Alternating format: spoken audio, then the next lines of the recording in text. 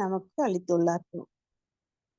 இத்தகைய சிறப்பான மனவளக்கலை எனும் வாழ்க்கை கல்வியை உலக சமுதாய சேவா சங்கம் ஸ்கை யோகா இணைய வழியே 12 நாட்கள் அடிப்படை பயிற்சியாகவும் அதனைத் தொடர்ந்து 4 மாதங்கள் சான்றிதழ் கல்வியாகவும் நம் இல்லம் தேடி வந்து அளித்து வருகிறது. இந்த சிறப்பான செய்தியினை நமது உறவுகளிடம் நட்புகளிடம் பகிர்ந்து அனைவரும் உடல் நலத்துடன் ஆரோக்கியமாக அமைதியாக வாழ நம்மால் ஆன ஒரு சிறு உதவியினை செய்வோம். மகரிஷியின் கனவாம் உலக அமைதிக்கு நம்மால் இயன்ற ஒரு சிறு தொண்டினை செய்து குருவின் கனவினை நனவாக்குவோம். மேலும் விவரங்களுக்கு குண்டலினி யோகா .edu.in இளையதளத்திற்கு செல்லவும். வாழ்க வளமுடன். தவத்தினை தொடர்ந்து ஐயம் தெளிதல் நிகழ்வு நடைபெறும். பேராசிரியர் அருள்நிதி உமாசங்கரி அம்மா அவர்களை அன்புடன் அழைத்து அமர்கிறோம்.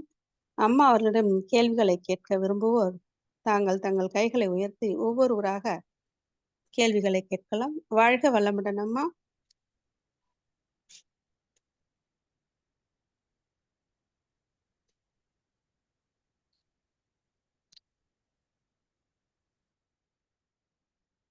வாழ்க வளமுடன்மா.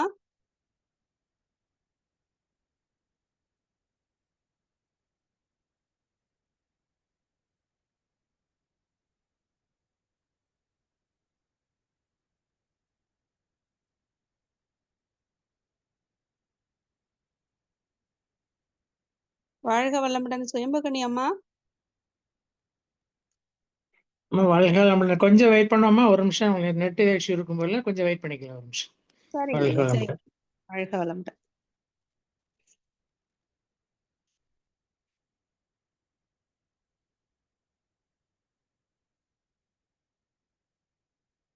வாழ்க வளமுடன். கேக்குதுங்களையா? கேக்குதுமா. வாழ்க வளமுடன். நன்றி ஐயா, அன்மியூட் கொடுத்ததுக்கு நன்றி. வாழ்க வளமுடன். வாழ்க வையகம், வாழ்க வையகம், வாழ்க வளமுடன். குரு வாழ்க, குருவே துணை. அனைவருக்கும் இனிய மாலை காலை வணக்கங்களையும் வாழ்க வளமுடன் என்ற நல் வாழ்த்துக்களையும் தெரிவித்து மகிழ்கிறோம். ஆசான் அருட்தந்தை வேதாத்ரி மகரிஷி அவர்கள் நம்மோடு சூக்குமமாக நிறைந்திருந்து இன்றைய கேள்வி பதில் அமர்வினை சிறப்பித்து தருவாராக. வாழ்க வளமுடன். கேள்வி கேட்க விரும்பும் அன்பர்களும் கருத்துக்களை பகிர்ந்து கொள்ள விரும்பும் அன்பர்களும் ஹேண்ட்ரைஸ் செய்யும்படி அன்போடு கேட்டுக்கொள்கிறோம். இன்று நமக்கு துரிய தவத்தினை மிகச் சிறப்பாக வழி நடத்திய பேராசிரியர் அருள்நிதி ரோஜா பாபு அம்மா அவர்கள் வாழ்க வளமுடன். அம்மா அவர்களின் உடல் நலம் மனவளம் வாழ்க வளமுடன். அவர் தம் அன்பு குடும்பம் வாழ்க வளமுடன்.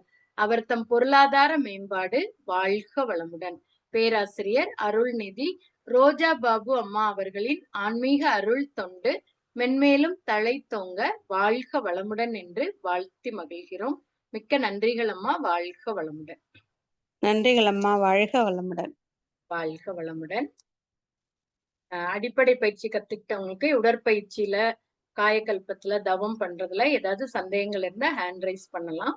வாழ்க வளமுடன்.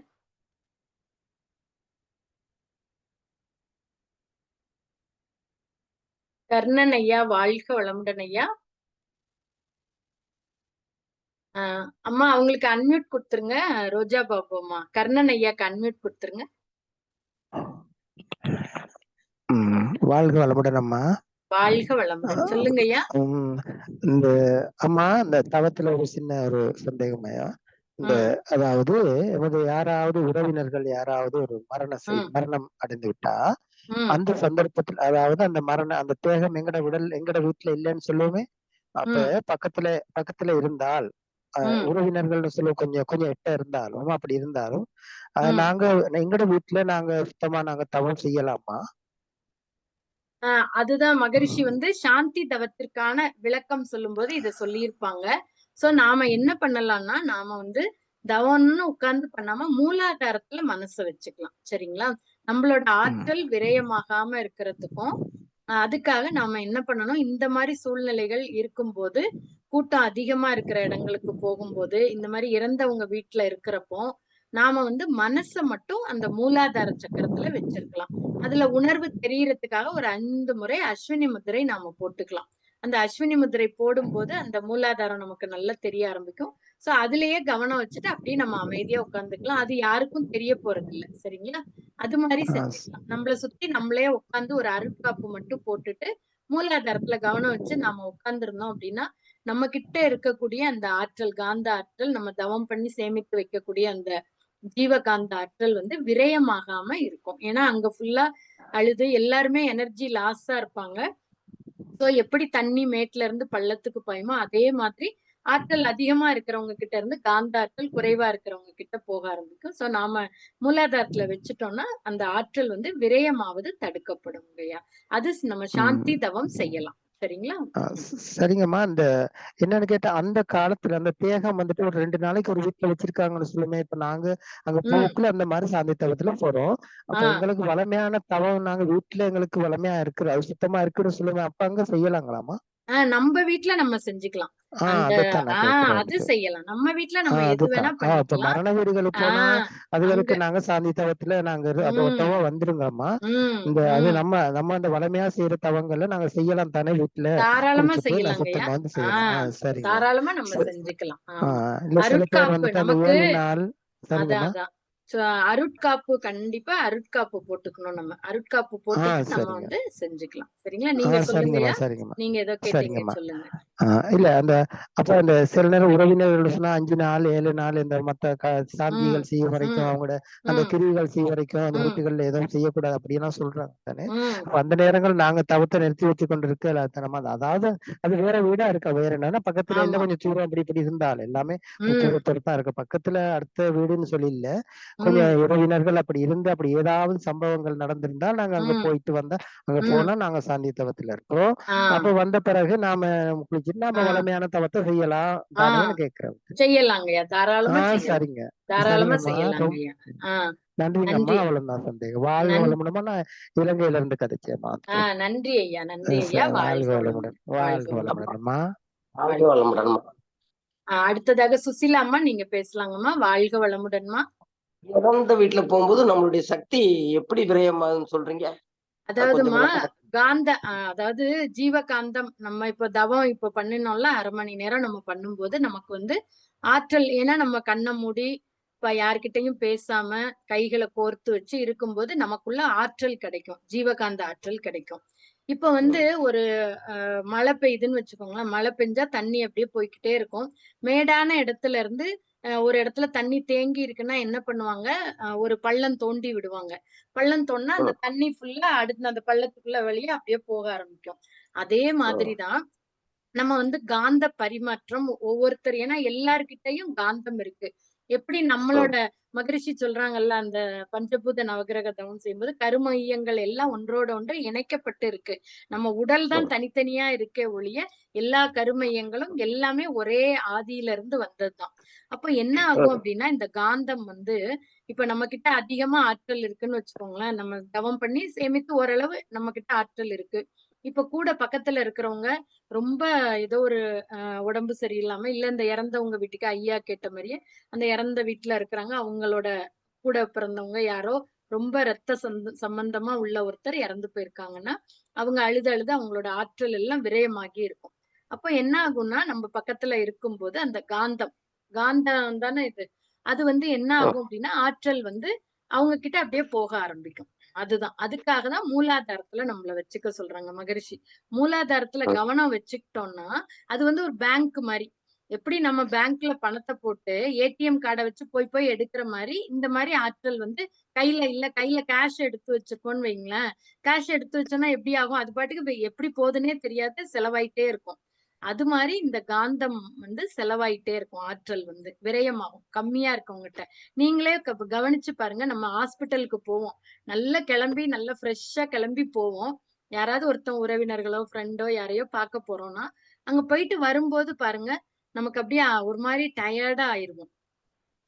எப்படி எதனால அப்படின்னா அங்க எல்லாமே ஆற்றல் கம்மியா இருக்கும். சோ நம்ம கிட்ட இருந்து அது நமக்கு தெரியாமலே அந்த ஆற்றல் வந்து காந்தம்ங்கிறதுனால பரிமாற்றம் நடக்குது. அதுதான். அதுக்காக அதை சேஃப்டி பண்றதுக்கு தான் மகரிஷி வந்து நமக்கு வந்து சாந்தி தவத்தை கொடுத்திருக்காங்க. அந்த மூலாதார சக்கரத்துல கவனம் வச்சுக்கிட்டே இருந்தோம்னா அந்த ஆற்றல் வந்து விரயமாகாது. சரிங்களா? சரிங்கம்மா, நல்ல விளக்கம், நன்றி. இது கோயில்ல எப்படி பரிமாற்றம் நடக்குது? கோவில்ல அதாவது கூட்டம் அதிகமா இருக்கிற இடங்கள்ல. கோவில்லயும் என்ன ஆகுதுன்னா, நெறைய பேரு ஏதோ ஒரு பிரச்சனையினால வருவாங்க. அப்ப ம். வந்து சில பேர் நல்ல சாமி கும்பிட்டு மந்திரங்கள்லாம் சொல்லி, காலையிலேயே எந்திரிச்சு பிரம்ம முகூர்த்தத்துல ஸ்லோகங்கள்லாம் சொல்லி நல்ல ஆற்றல சேமித்து வச்சிருப்பாங்க. சில பேர் என்னன்னா வீட்ல ஒரே பிரச்சனையில அந்த பிரச்சனையோட வருவாங்க. அப்ப அந்த மாரி இருக்கும்போது பக்கத்துல இருக்கும்போது அந்த காந்தம் வந்து நம்மள அறியாமலே அது இருக்கும். அது நமக்கே தெரியாது. ஆனா நமக்கு ஒரு ம். சோர்வு இருக்கும்போது நமக்கு இந்த மாரி இருக்கும். அதுக்கு தான் வந்து நம்ப வீடுகள்ல எல்லாம் இந்த திருஷ்டி சுத்தி போடுற பழக்கம் வச்சிருக்காங்க. சோ அது வந்து சயின்டிஃபிக்கா அது வந்து உண்மைதான்.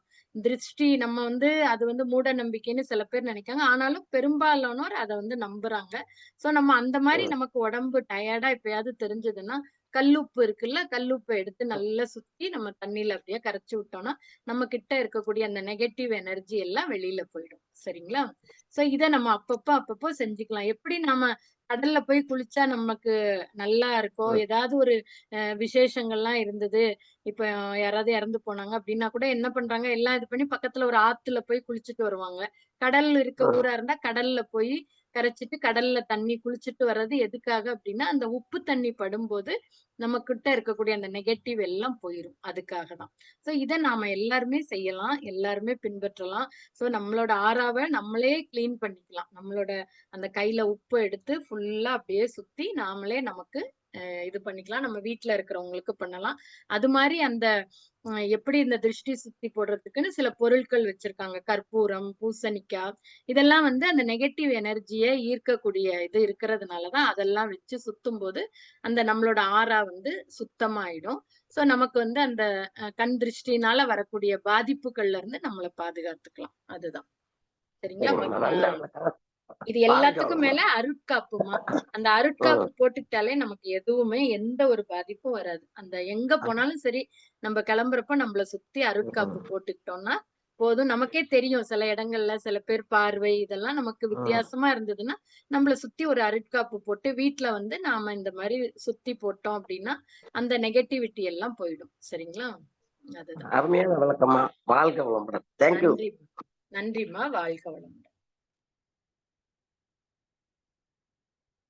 வேற யாருக்கும் எதுவும் கேள்விகள் இருந்தா ஹேண்ட் ரைஸ் பண்ணலாம். வாழ்க வளமுடன்.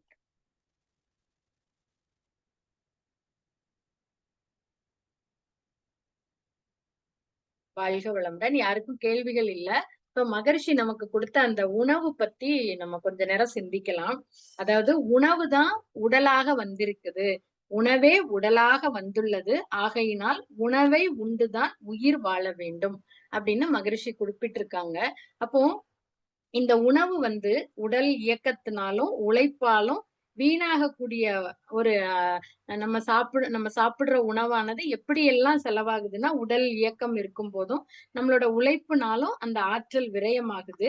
அத மீட்டுக்கொள்ள உள்ள வழிகள்ல மிக முக்கியமானது என்னன்னு பார்த்தா, இந்த உணவு தான். அப்போ உடல் தேவையோட அளவ அறிந்து, சத்தான, சுத்தமான உணவ நாம அளவோடும், முறையோடும் உண்ண வேண்டும் அப்படின்னு சொல்லியிருக்காங்க. அடுத்தது பார்த்தீங்கன்னா, அந்த உடல் வந்து மன செயல்பாட்டோட காரணமாக உயிராற்றல் செலவாறதுனால உண்டாகக்கூடிய சோர்வினை போக்கிக் கொள்றதுக்கும், இழந்த ஆற்றலை மீண்டும் பெறத்திற்கும் இயற்கையா பசின்ற உணர்வு நமக்கு ஏற்படுது. பசி எதனால ஏற்படுது? நம்மளோட அந்த உடல் சோர்வு, மன சோர்வுனால நம்ம கிட்ட இருக்கக்கூடிய அந்த உயிராற்றல் செலவாகுறதுனால, அந்த ஆற்றல மீண்டும் பெறத்துக்கு தான் இயற்கை வந்து பசின்ற ஒரு உணர்வ நமக்கு ஏற்படுத்துது. அப்போ தானியங்கள், காய்கறிகள் இதெல்லாம் தேவையான அளவு நாம அன்றாட உணவுல தகுந்த விகிதத்துல சேர்த்துக் கொள்வது நல்லதுன்னு சொல்லியிருக்காங்க.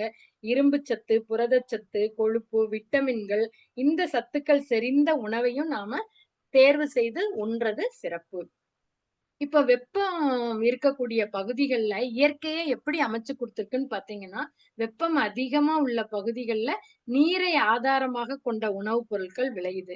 அதே மாரி குளிர் பிரதேசங்கள்ல வெப்பத்தை தரக்கூடிய உணவுப் பொருட்கள் விளையுதாம். அப்போ வெவ்வேறு பகுதியில வாழக்கூடியவங்க அங்கங்க என்னென்ன பொருட்கள் விளையுதோ, அந்த காய்கறிகளையும், பழங்களையும் உண்றது ரொம்ப சிறப்புன்னு சொல்லியிருக்காங்க.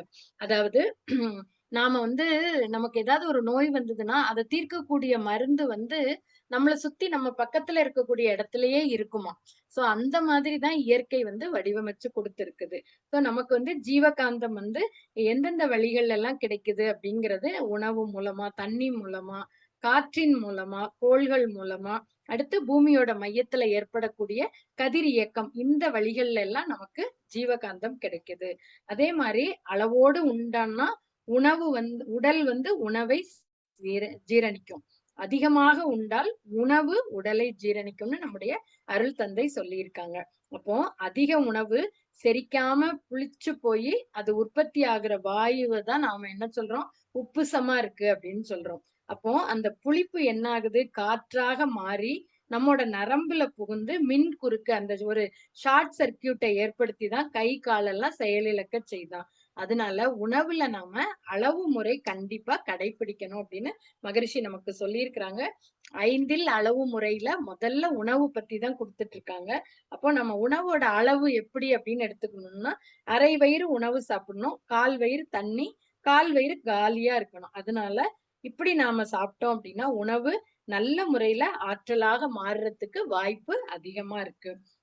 அடுத்தது பார்த்தோம்னா, மகரிஷி நமக்கு அற்புதமா ஒரு பயிற்சி கொடுத்திருக்காங்க. சாப்பிடுறப்போ முதல் கவளம் உணவை வந்து கையில எடுத்து 10 அஸ்வினி முத்திரை போட்டு ஒரு ஓஜஸ் மூச்சு போட்டு அதுக்கு பிறகு நாம சாப்பிடணும். அப்போ இந்த ஓஜஸ் போடுறதுனால என்ன ஆகுதுன்னா, உணவு வந்து காந்தத்தன்மை அந்த மேக்னடைஸ் ஆயிடுது.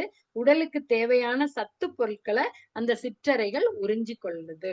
அப்போ நாம எப்போதுமே நம்ம இதுவரைக்கும் நாம செய்யாம இருந்தோம்னா, இந்த நேரத்துல நம்ம எல்லாருமே ஒரு சங்கல்பம் பண்ணிக்கலாம். நான் உணவு உண்ணும் போது காயக்கல்பம் தவறாமல் செய்வேன் அப்படின்னு நாம ஒரு சங்கல்பத்தை நாம செய்ய செய்ய செய்ய, ஏன்னா இப்ப இருக்கிற உணவுல பாத்தீங்கன்னா நிறைய கெமிக்கல் இருக்குன்றாங்க. எவ்வளவுதான் நம்ம பார்த்து பார்த்து வாங்கி ஆர்கானிக் உணவுன்னு சாப்பிட்டா கூட அதுல கூட நிறைய கலப்படங்கள் இருக்கு. அப்போ அந்த உணவுல இருக்கக்கூடிய நமக்கு சத்துக்கள் எதுவுமே கிடைக்காதனாலதான் நமக்கு அடிக்கடி நோய்வாய்ப்படுறோம். அப்போ இந்த உணவு வந்து நம்ம உடலுக்கு ஒத்ததாக இருக்கிறதுக்கு மகரிஷி கொடுத்த அற்புதமான இந்த காயக்கல்ப பயிற்சி. ஒரு கவளம் உணவை எடுத்து நாம 10 அஸ்வினி முத்திரை ஒரு ஓஜஸ் போட்டு சாப்பிட்டோம் அப்படின்னா அந்த உணவு நம்ம உடலுக்கு ஒத்ததாக மாறிவிடும். அதே மாதிரிதான் நம்ம குளிக்கும் போதும் பண்ணோம்னா நமக்கு ஜலத்தினால தண்ணினால வரக்கூடிய தோஷம் வராமல் பாதுகாக்கப்படும். இப்ப புதுசா உள்ளவங்களுக்கு இது மறந்து போயிடுது அப்படின்ற ஒரு கேள்வி வரலாம். நாம சாப்பிடும் போது நம்மளோட டைனிங் டேபிள்ல நம்ம எந்த இடத்துல டெய்லி ஏதாவது ஒரு பொருளை கண்டிப்பா உப்பு எடுப்போம், ஏதோ ஒரு பொருளை எடுப்போம், இல்ல ஒரு பிளேட் எடுக்கிற ஸ்டாண்ட் இருக்கும். அந்த இடத்துல நம்ம காயக்கல்பம்னு ஒரு ஸ்டிக்கர் எழுதி ஒட்டி வச்சுக்கலாம். கொஞ்ச நாளைக்கு நமக்கு பழக்கம் வர வரைக்கும் நம்ம ஒட்டி வச்சுக்கிட்டோம்னா நமக்கு சாப்பிடும் போது அந்த முதல் கவளம் உணவு சாப்பிடும் போது அந்த காயக்கல்பம் செஞ்சுட்டு சாப்பிடக்கூடிய ஒரு பழக்கம் வந்துடும். அப்புறம் பழகிட்டோம் அப்படின்னா நமக்கு யாருமே சொல்ல தேவையில்ல. ஆட்டோமேட்டிக்கா நம்ம பக்கத்துல பேசிட்டு இருந்தா கூட நம்ம பாட்டுக்கு அஸ்வினி முத்திரை பண்ணிட்டே இருப்போம். சோ அந்த அளவுக்கு அது அந்த பழக்கம் வந்து நம்மளோட வழக்கமாக மாறிவிடும். ஆனா பழக்கப்படுத்தி கொள்றதுக்கு நாம முயற்சி கண்டிப்பா எடுக்கணும். அதே மாதிரி சாப்பிடும் போது செய்யக்கூடாதுன்னு மகரிஷி கொடுத்திருக்காங்க. பேசிட்டு சாப்பிடக்கூடாது, சிரிச்சுட்டு சாப்பிடக்கூடாது, அடுத்து படுத்துட்டு, நின்னுட்டு, உட்கார்ந்துட்டு, அந்த மாதிரியும் நாம சாப்பிடக்கூடாது அப்படின்னு ஆசார கோவைன்னு ஒரு நூல்லையே குறிப்பிட்டிருக்கு. அடுத்து பழக்கமற்ற உணவு, இதுவரைக்கும் சாப்பிடாத புதுசா உள்ள ஒரு உணவையும் நாம எடுக்கக்கூடாது, காலம் தவறியும் சாப்பிடக்கூடாது, சாப்பிட்ட உடனே கடினமான வேலையும் நாம செய்யக்கூடாது அப்படின்னு சொல்லி மகரிஷி ஒரு கவியில அற்புதமா கொடுத்திருக்கிறாங்க. காலையிலே புஞ்சை தானியத்தால் ஆன கஞ்சி ஒன்று தேங்காயோடு எங்கும் முக்கும். காலையில தானியத்தினாலான ஒரு கஞ்சிய தேங்காயோட சேர்த்து சாப்பிடணும்னு சொல்றாங்க. வேலை முடிந்திட்ட பின்னர் பகல் சாப்பாடு, நம்ம வேலையெல்லாம் செஞ்சுட்டு மத்தியானம் பகல் சாப்பாடு சாப்பிடணும். விதவிதமாய் கறி வகையோடு அரிசி சாதம், அரிசி சாதத்தோட நிறைய காய்கறிகளை சாப்பிடணும். மாலையில காய்கறி கோதுமையோட மாக்கொண்டு தயாரிக்கக்கூடிய உணவு போதும். பாலை தனியாய் காய்ச்சி இனிப்பும் கூட்டி பருகிடலாம். டீ காப்பி தேவையில்லைன்னு ஞானக்களஞ்சியத்துல மகரிஷி வந்து உணவு முறை பத்தி அற்புதமா ஒரு பாடல் கொடுத்திருக்கிறாங்க. சோ இப்ப உள்ள காலத்துல என்னன்னா பாலே சாப்பிடக்கூடாது அப்படின்னு சொல்றாங்க. சோ அப்போ அந்த காலத்துல என்னன்னா அந்த பசும்பால் மாட்டுப்பால் கிடைக்கும். சோ அதனால அப்போ மகரிஷி கொடுத்திருக்கிறாங்க. இப்போ இருக்கக்கூடிய காலத்துக்கு ஏற்ற மாதிரி நாம அதை மாற்றிக்கொள்ளலாம். அதே மாதிரி உணவோட வகைகள் 3 வகைகள் உணவு இருக்குன்னு சொல்றாங்க. ஒண்ணு சாத்வீக உணவு, அடுத்து தாமச உணவு, ரஜோ உணவு. சாத்வீக உணவுன்னா என்னன்னா காய்கறிகள், தானியங்கள், கீரை, பழ வகைகள் இதெல்லாம் சாத்வீக உணவு. அப்போ இந்த சாத்வீக உணவை சாப்பிடும் போது சாப்பிடுற உணவுக்கு ஏற்ற மாதிரி நம்முடைய குணாதிசயங்களும் மாறும்னு சொல்றாங்க. பொறுமை, அன்பு, இரக்கம், சகிப்புத்தன்மை இதெல்லாம் சாத்வீக உணவு சாப்பிடும்போது கிடைக்கும். அதே மாதிரி ரஜோ உணவு அது என்னன்னா புலால், அந்த கிராம்புன்னு ரொம்ப அதிகமான மசாலாக்கள் இதெல்லாம் சேர்க்கக்கூடிய காரம் அதிகமா இருக்கக்கூடிய உணவை ரஜோ உணவு. அதுனா நமக்கு முரட்டுத்தனமான எண்ணம், செயல் இதெல்லாம் வரும்னு சொல்றாங்க. அடுத்து தாமச உணவு. அது என்னன்னா இந்த கிழங்குகள் இதுல எல்லாம் இருக்கு. பூமிக்கு கீழே விளையக்கூடியதுல. அதுலயும் சில வகைகள் நல்லது உடம்புக்கு. சில கிழங்குகள் உடம்ப கெடுக்கும். அது மந்தத்தன்மையும், செயல் ஆர்வமின்மையும், நம்மளோட சுறுசுறுப்பை குறைக்கிறதும் இந்த தாமச உணவை சாப்பிடும்போது ஏற்படும். அப்போ இயற்கை உணவுகளான இந்த பழங்கள், பச்சை காய்கறி, கீரை, உலர்ந்த விதைகள் இதெல்லாம் நாம சமைக்காமலே கூட சாப்பிடலாம் அப்படின்னு சொல்றாங்க. அடுத்தது பார்த்தா ஒவ்வொரு வேளை உணவையும் நாம காலத்தால சாப்பிடணும். காலையில உணவுனா ஒரு 8 மணிக்குள்ள சாப்பிடணும். மத்தியானம் ஒரு 1 மணி 12ல இருந்து 1 மணிக்குள்ள சாப்பிடணும். இரவு 7:30 மணிக்குள்ள சாப்பிடணும்னு சொல்றாங்க. இந்திய பாரம்பரிய உணவுல பார்த்தா உணவுதான் மருந்தாக பயன்படுதுன்னு சொல்றாங்க. இப்ப பாத்தீங்கன்னா இப்ப எல்லாருமே எந்த ஒரு வைத்தியத்துக்கு போனாலும் சரி, நம்ம ஆங்கில மருத்துவம் தவிர மத்த மருத்துவத்துக்கு போனா உடனே என்ன சொல்றாங்கன்னா உணவை தான் அவங்க கட்டுப்படுத்துறாங்க. நீங்க நைட்டு இரவு உணவை ஒரு 7 மணி 7:30க்குள்ள சாப்பிடுங்க. ஏன்னா சூரிய அஸ்தமனம், சூரிய உதயம் இதுக்குள்ள சாப்பிடுறது சிறப்பு. ஆனா நம்மளோட லைஃப் ஸ்டைல்ல அது மாதிரி சாப்பிட முடியாது. அதுக்கு பதிலா நம்ம என்ன பண்ணலாம், ஒரு அட்லீஸ்ட் ஒரு 7, 7:30 மணிக்குள்ள இரவு உணவை சாப்பிட்டுட்டு அதுக்கப்புறம் என்ன சொல்றாங்கன்னா அதுக்கப்புறம் எதுவுமே சாப்பிடக்கூடாது. அதாவது தண்ணி மட்டும் குடிக்கலாம். நமக்கு பசின்ற உணர்வு மாதிரி, ஏன்னா நம்ம ரெகுலரா 9 மணி 10 மணின்னு சாப்பிட்டு சாப்பிட்டு பழகிருப்போம். அப்போ நமக்கு பசிக்கிற மாதிரி ஒரு ஃபீல் வரும். அது பசி கிடையாது. அது தாகம் தான். அந்த நேரத்துல எல்லாம் நீங்க தண்ணி குடிங்க. எவ்வளவு தண்ணி குடிக்கிறீங்களோ எவ்வளவு வேணா தண்ணி குடிச்சுக்கலாம். ஆனா இப்ப இரவு 7:30 மணிக்கு சாப்பிட்டா திரும்ப காலையில 7:30 மணிக்கு தான் சாப்பிடணும். 12 மணி நேரம். இததான் இன்டர்மிட்டன்ட் ஃபாஸ்டிங்னு சொல்றாங்க. இந்த 12, 14 மணி நேரம், 16 மணி நேரம்னு கூட நம்ம வெயிட் குறையணும்னா அது மாதிரி கூட மாத்திக்கலாம்னு ஆராய்ச்சியாளர்கள்லாம் இப்ப நிறைய ஆராய்ச்சி பண்ணி நம்மளோட மனவளக்கலை பேராசிரியர்களும் இந்த உணவு பத்தி பேசும்போது இதெல்லாம் சொல்லி இருக்கிறாங்க. சோ அந்த அளவுக்கு நாம எந்த அளவுக்கு உடற்பயிற்சி தவம் எல்லாம் செய்யறோமோ அந்த அளவுக்கு நம்ம உண்ணக்கூடிய உணவுக்கும் நாம முக்கியத்துவம் கண்டிப்பா கொடுக்கணும். அதே மாதிரி உணவு தான் மருந்தாக பாரம்பரிய உணவு வகைகள்ல பாத்தீங்கன்னா உணவே மருந்தாக பயன்படுது. உதாரணமா பார்த்தோம்னா சுகர் பேஷண்ட் எல்லாம் வெந்தயம் சாப்பிடலாம். மலம் இழக்கிறதுக்கு கடுக்காய் சாப்பிடலாம். கொழுப்பு உடம்புல இருக்கக்கூடிய அந்த கொலஸ்ட்ரால் எல்லாம் போறதுக்கு பூண்டு எடுத்துக்கலாம்.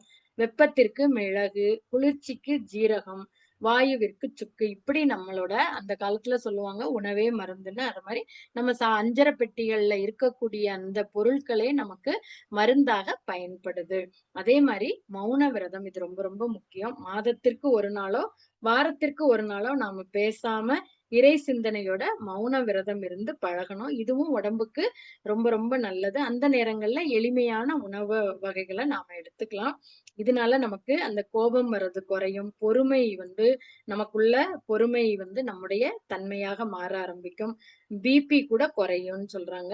ஆன்மீக அறிவு மேலோங்க ஆரம்பிக்கும். அப்போ நாம இந்த நம்முடைய வாழ்வின் நோக்கமான அந்த இறைநிலையை உணர்வதற்கு என்ன செய்யணும் மகரிஷி சொல்லியிருக்காங்கன்னா 6வது அறிவுல முழுமை பெறணும். ஒழுக்கம், கடமை, ஈகைன்ற அறநெறி வாழ்க்கை வாழ்ந்து இந்த பிறவியிலேயே நம்முடைய கருமையத்துல இருக்கக்கூடிய பதிவுகளை கழித்து அந்த இறைநிலையை உணரணும். அதுக்காக தான் நாம இந்த மானிட பிறவியை எடுத்திருக்கிறோம். அப்போ இந்த பிறவியில நாம எப்படி இந்த மகரிஷி கொடுத்த அந்த மனவளக்கலைன்ற பொக்கிஷம் நமக்கு கிடைச்சிருக்கு. இந்த பயிற்சிகளை செய்யறதோடு கூட நாம உணவுக்கும் முக்கியத்துவம் கொடுக்கணும். தண்ணீர் குடிக்கிறதுக்கு முக்கியத்துவம் கொடுக்கணும். அப்போ உணவே மருந்துன்னு சொல்ற மாதிரி நம்ம என்னதான் உடற்பயிற்சி நான் ரெகுலரா பண்றேன், காயக்கல்பம் பண்றேன், தவம் எல்லாம் பண்றேன், ஆனா எனக்கு உடம்பே குறைய மாட்டேங்குது, வெயிட் குறைய மாட்டேங்குது அப்படின்லாம் நிறைய பேர் கேட்பாங்க. அதே மாதிரி எனக்கு நோய் வருது அப்படின்னா உணவையும் நாம கண்டிப்பா அதுலயும் கவனம் செலுத்தணும். அதுவும் ஒரு முக்கிய பங்கு வகிக்குது நம்முடைய வாழ்க்கையில. அதனால நாம இந்த உடற்பயிற்சி, காயக்கல்பம், தவம் செய்யறதோட உணவுலையும் ஒழுங்குமுறை மகரிஷி 5 அளவு முறையில உணவு தான் முதல் இடத்துக்கு கொடுத்திருக்கிறாங்க. சோ அந்த உணவை வந்து ரொம்ப அதிகமாவும் இருக்கக்கூடாது, குறையவும் கூடாது. அந்த அளவுக்கு நம்ம உடல் உழைப்புக்கு என்ன உணவு தேவையோ அந்த அளவுக்கு உணவு எடுத்துக்கணும். அதுக்கு காயக்கல்ப பயிற்சி உறுதுணையா இருக்கும். காயக்கல்ப பயிற்சி செய்யும்போது சொல்லுவாங்க, ரொம்ப ஒல்லியா இருக்கவங்களுக்கு குண்டாகலாம். குண்டா இருக்கிறவங்களுக்கு உடம்பு இளைக்கும். எப்படி அப்படின்னா, நம்ம உடல் உழைப்புக்கு எந்த அளவு உணவு தேவையோ அந்த அளவு தான் நாம காயக்கல்ப பயிற்சி தொடர்ந்து செய்யறவங்களுக்கு அது தெரியும். ஒரு 6 மாசம் தொடர்ந்து நீங்க செஞ்சீங்கன்னா, நம்முடைய உடல் உழைப்புக்கு எந்த அளவு உணவு தேவையோ அந்த அளவு தான் நாம சாப்பிடுவோம். அதுக்கு மேல நாம சாப்பிடவே மாட்டோம். சோ அந்த அளவுக்கு உணவே மருந்து அப்படிங்கிறதுக்கு ஏத்த மாரி மகரிஷி சொன்ன அந்த கவியிலையும் உணவு முறை பத்தி குடுத்திருக்கிறாங்க. சோ இதையெல்லாம் நம்ம வாழ்க்கையில பின்பற்றி வாழ்வில் எல்லா துறைகளிலும் வெற்றியும், மகிழ்ச்சியும், மன நிறைவும் பெற்று வாழ்வோம். வாழ்க வளமுடன், வாழ்க வளமுடன்.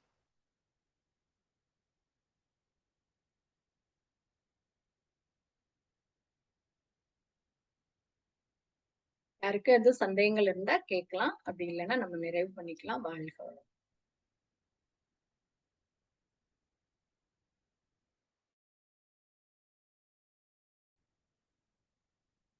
ரோஜா பாபுமா நிறைவு பண்ணிக்கலாமா? வாழ்க வளமுடன். யாரும் ஹேண்ட் ரைஸ் பண்ணல. சரிங்கம்மா. ஓகேங்க. நிறைவு பண்ணிக்கலாம். ரொம்ப அழகா சிறப்பான ஒரு நல்ல விளக்கங்கள் கொடுத்தீங்கம்மா. அன்பர்கள் கேட்ட கேள்விகளுக்கும் நல்ல அழகாக ஒரு விளக்கம். அதே மாதிரி உணவை பற்றி ரொம்ப நிறைய விளக்கம் கொடுத்துருக்கீங்கம்மா. ரொம்ப ரொம்ப சிறப்பும்மா. நம்ம மனவளக்கலையில நுழைஞ்சதுமே இப்படி ஒரு பொக்கிஷத்தை நம்ம அனுபவிச்சிருக்கோம். அதே மாதிரி அவர் ஐயா சொன்ன அத்தனை உணவு முறையும் நம்ம பின்பற்றினா கண்டிப்பா நம்ம இந்த பிறவியிலே எல்லாமே கழிச்சிட்டு போயிடலாமா. ரொம்ப அழகா இருந்ததும்மா உங்களுடைய விளக்கங்கள். நன்றிகள் அம்மா. வாழ்க வளமுடன். நன்றிம்மா. வாழ்க வளமுடன். வாழ்க வளமுடன் அம்மா.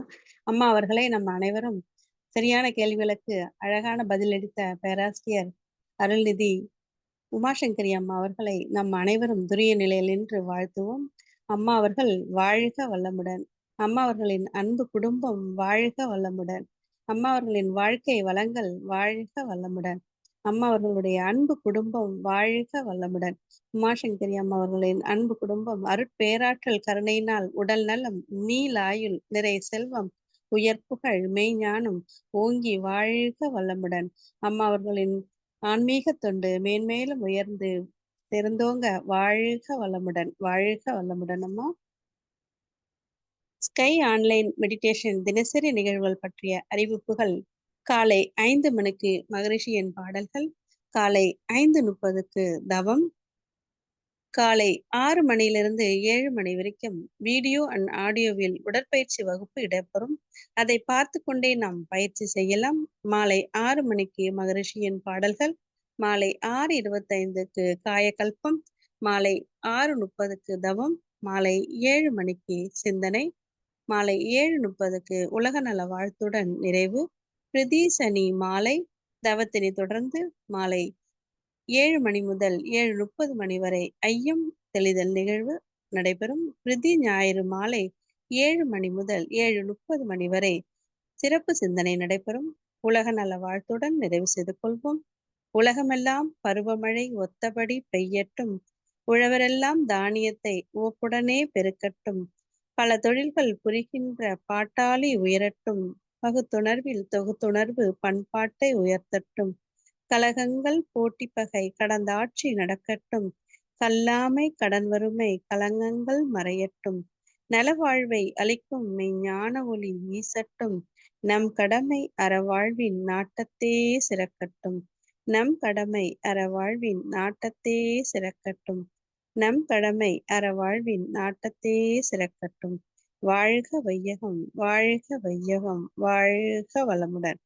மனமகிழ்வோடு இன்றைய நிகழ்வினை நிறைவு செய்து கொள்வோம். வாழ்க வளமுடன்.